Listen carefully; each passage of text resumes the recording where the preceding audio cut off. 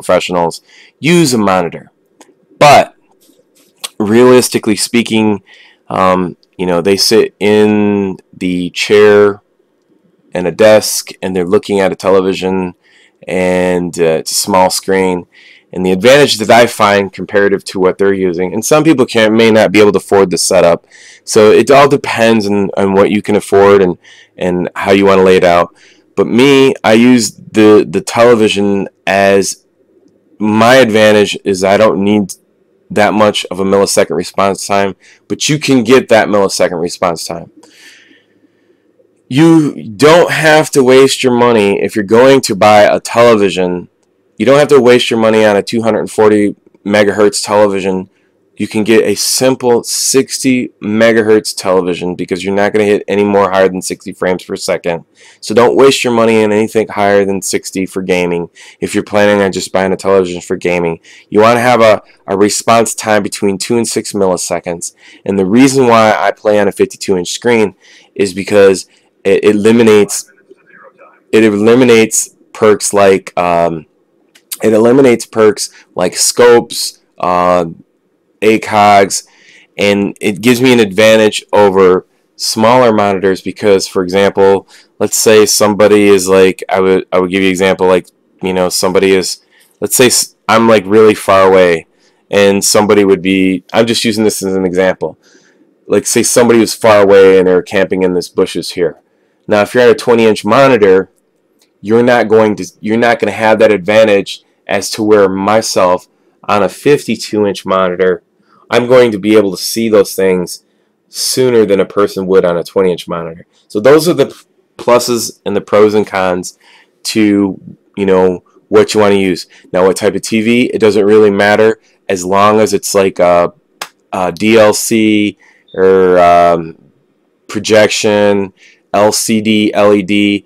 You want to just make sure that you're 60 megahertz. It doesn't have to be. You could be 120, but you want to make sure you have a fast millisecond response time to your controller, because if you have something that's processing, you're not going to have the response in from your hand to the controller.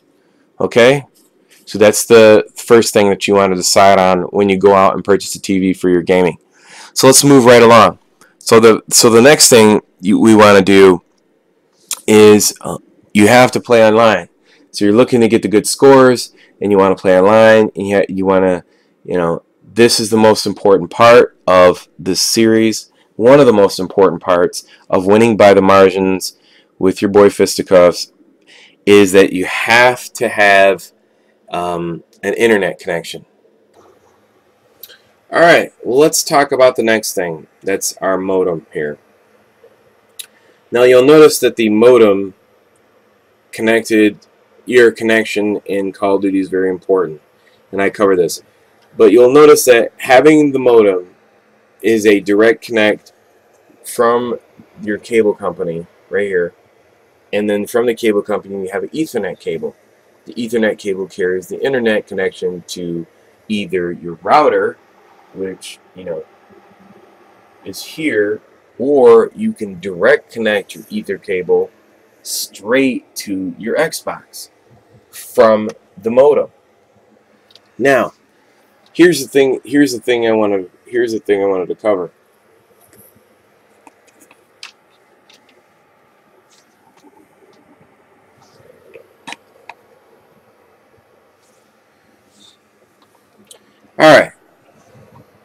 Alright, so now we're talking about the modem connections from your router to your Xbox. Here's a couple things that you might want to look at. One is, depending on your situation in your house, whether you have family on the routers that you are using for your internet connection, or you live by yourself, how do you want to use this when you game? Now, if you're by yourself and you're ready to play Call of Duty, I highly suggest you use the Ethernet cable and directly connect it into your Xbox. That way you have the best connection coming from your modem straight from the cable company into your Xbox.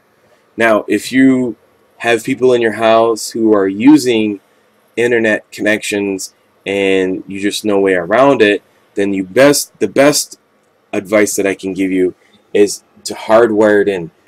Do not have your router go wireless to your Xbox, even though you can, because that leads for drop packets, interruptions into your gameplay.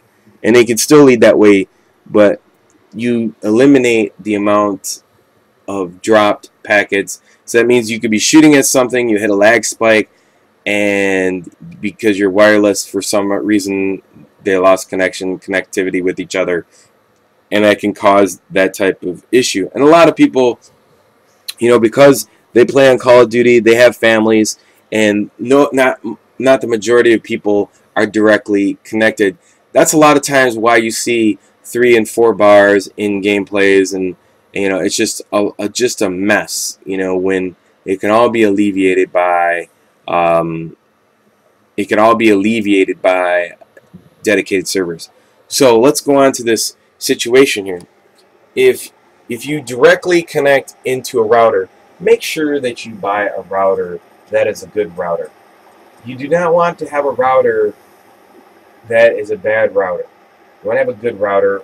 I mean, this is the router that I use, about $100.